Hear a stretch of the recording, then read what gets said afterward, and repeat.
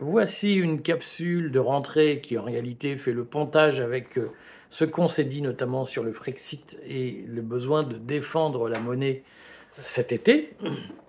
Mais on fait notre rentrée là au courrier des stratèges. On vous dira très rapidement comment vous pouvez devenir actionnaire du courrier, puisque nous allons faire la levée, comme nous l'avions dit finalement, en septembre, la levée de fonds avec des tickets à 1000 euros par personne, voire plus, y compris si vous voulez pour des entreprises, comme nous avions déjà eu la proposition.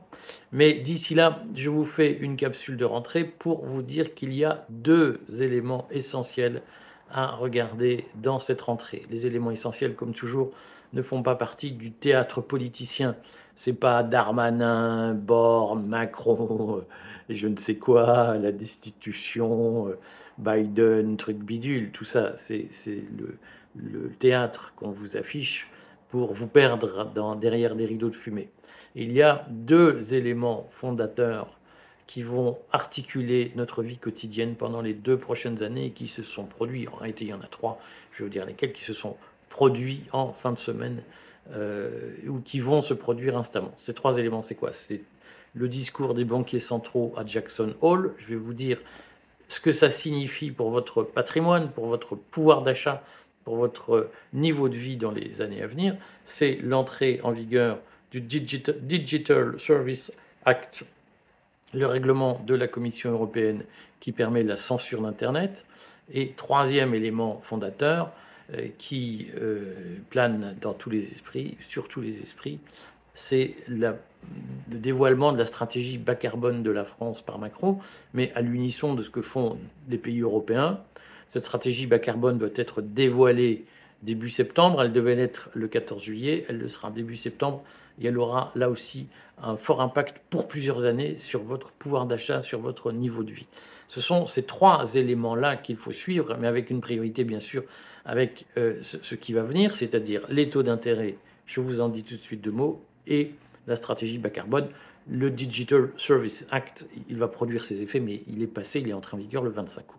Je vous parle rapidement aujourd'hui des taux d'intérêt et je vous parle de la stratégie bas carbone. Les taux d'intérêt, il faut retenir quoi? C'est que à Jackson Hole, dans le Wyoming aux États-Unis, les 2 grands banquiers centraux du monde, à savoir Jerome Powell, le patron de la Fed, de la Federal Reserve aux États-Unis, qui est l'équivalent de la Banque centrale européenne pour les États-Unis, et Christine Lagarde elle-même, présidente de la Banque centrale européenne. Ces 2 personnalités se sont rendues devant au conseil, si vous voulez, au conciliabule annuel, parce que tout ça se fait officiellement dans le silence, sont rendues à ce salon des banquiers centraux mondiaux pour dire nous allons maintenir des taux d'intérêt élevés jusqu'à ce que l'inflation rejoigne sa cible de 2%.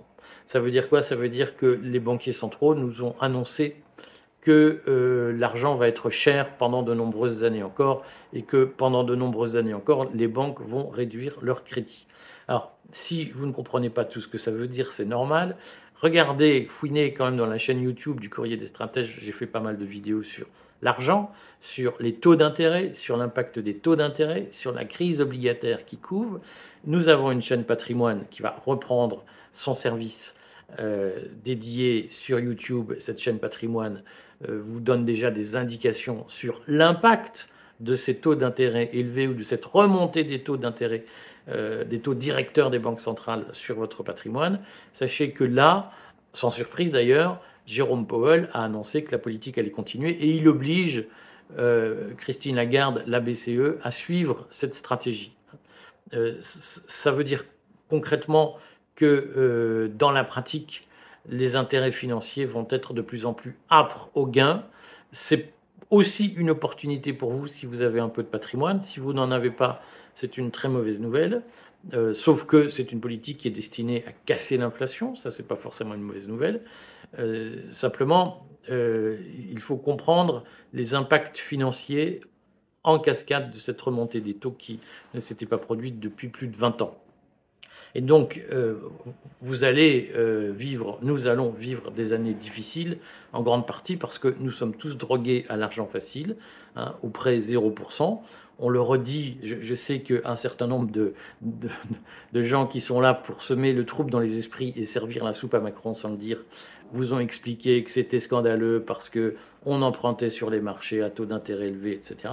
En réalité, ça fait plusieurs années maintenant que nous empruntons carrément à 0%, à guichet ouvert auprès de la Banque Centrale Européenne ou avec l'aide de la Banque Centrale Européenne, et que cette situation nous a mis dans un désordre économique terrible, puisque les dépenses publiques ont explosé, les déficits publics ont explosé, et maintenant que les taux d'intérêt remontent, nous allons galérer pour rembourser.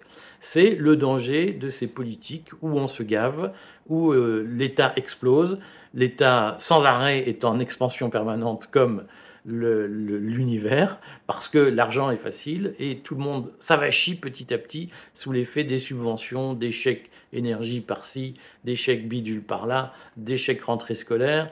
Tout le monde attend de l'argent public, tout le monde se dit c'est plus la peine de faire des efforts, c'est plus la peine de bosser, 35 heures c'est déjà énorme, on est épuisé monsieur, on ne peut pas faire plus, alors que pendant des générations les gens ont travaillé plus de 40 heures par semaine, et bien plus longtemps qu'aujourd'hui. Donc on s'est petit à petit avachi sous l'effet de cet argent facile, et maintenant, l'été est passé, l'hiver arrive, nous avons mangé notre pain blanc. Il va falloir manger notre pain noir. Je vais vous expliquer sur le courrier des stratèges à la fois les retentissements politiques de ces choix et sur votre patrimoine les effets que tout cela va produire et les bonnes manœuvres que vous devez suivre. En réalité, si vous suivez le courrier des stratèges, si vous y êtes abonné, vous savez déjà que vous avez probablement déjà respecté les suivis, les conseils qu'on vous donne pour mettre votre argent à l'abri, vos 10 000, 20 000, 50 000 euros à l'abri. Nous continuerons parce que nous avons finalement cet été franchi une étape avec le discours de Jackson Hole.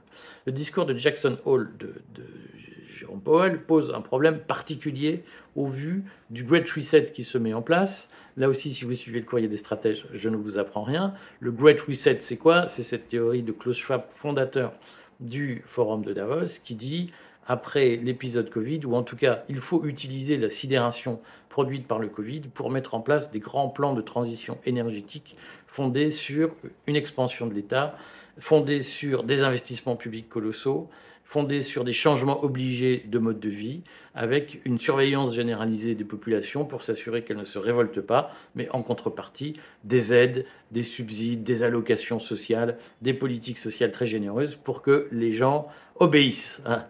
Et donc, Macron va dévoiler début septembre une stratégie bas carbone dont on connaît déjà les grands piliers parce qu'en réalité ils ont été écrits par France Stratégie dans un rapport publié au mois de mai 2023, et ce rapport risque d'être très raide et très rude parce qu'il risque de préconiser d'ici à 2030, c'est-à-dire demain, de très fortes réductions de consommation, notamment en matière d'essence, en matière de fuel, en matière d'énergie de chauffage.